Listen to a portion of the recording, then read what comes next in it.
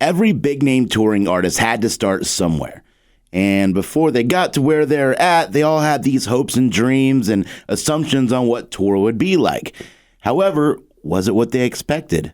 That's the question on today's Artist Answers. Oh man, it's a lot more smelly.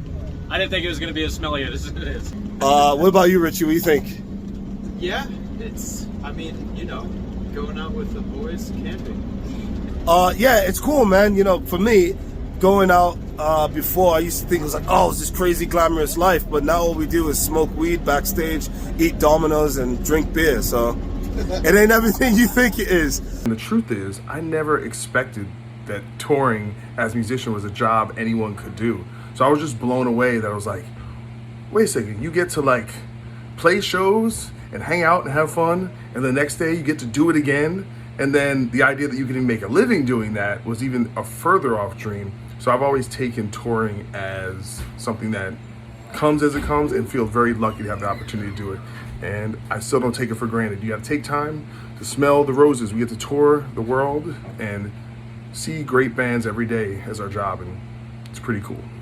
The answer is no. It's not. Touring's weird.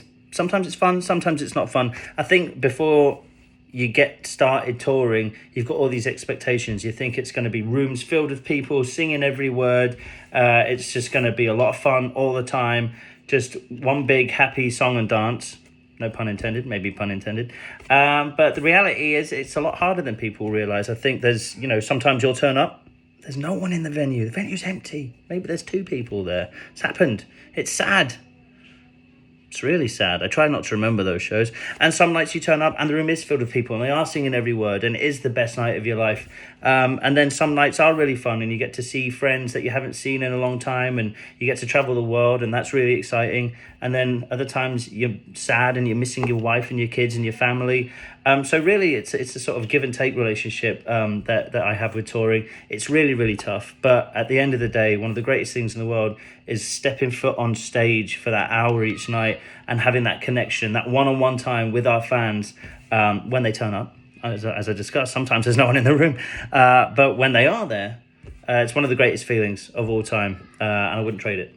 Maybe I thought when you roll up into a town, the whole town already knows you're coming. They're all excited. They're all waiting to greet you. They're beside the bus banging on stuff like a parade, like, oh, look who's here, look who showed up.